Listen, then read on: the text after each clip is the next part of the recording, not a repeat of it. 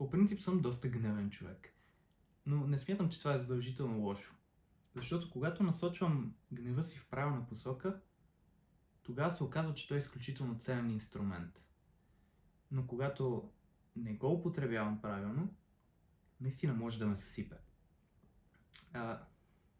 Причината, поради която правя това видео, е, че забелязвам, че когато насоча гнева си към нещо, желанието да продължавам да го правя изчезва.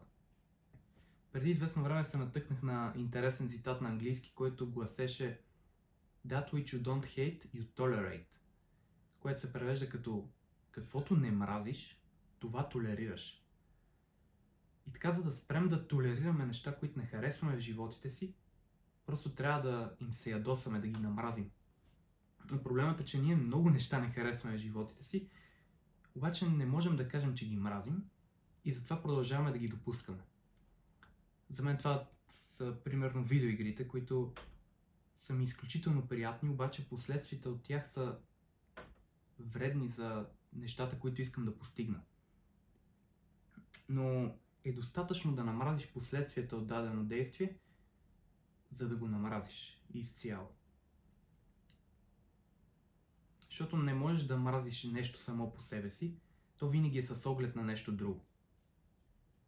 И така, макар вредните неща да са ни приятни на момента, ние пак можем да ги намразим, понеже ни вредят в дългосрочен план.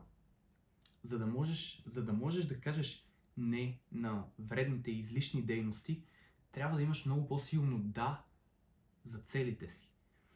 И причината, поради която повечето от нас сме забили на едно място, е, че мразим целите си, а харесваме нещата, които ни разсейват от тях. Така, в едно от предишните ми видеа споделих как за цяла седмица се принуждавах да ставам в 4 часа сутринта, за да пиша дипломна работа. И си спомням колко много се ядосвах, задето отнема толкова много време да свърша дори минимална работа. И резултатът от това беше, че намразих въобще захващането с тази дейност. Започнах дори да не искам да си мисля за това.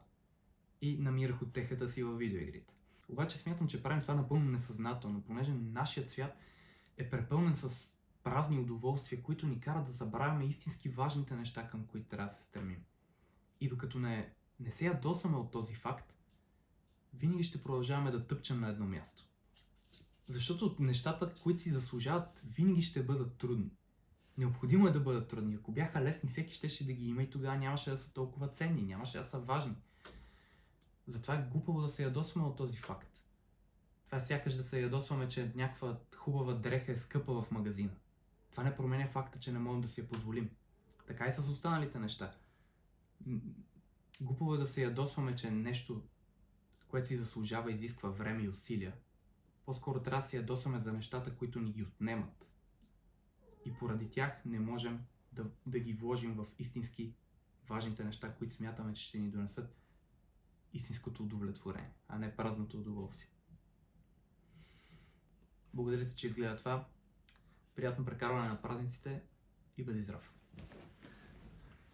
Много е станало тъмно, мамка му.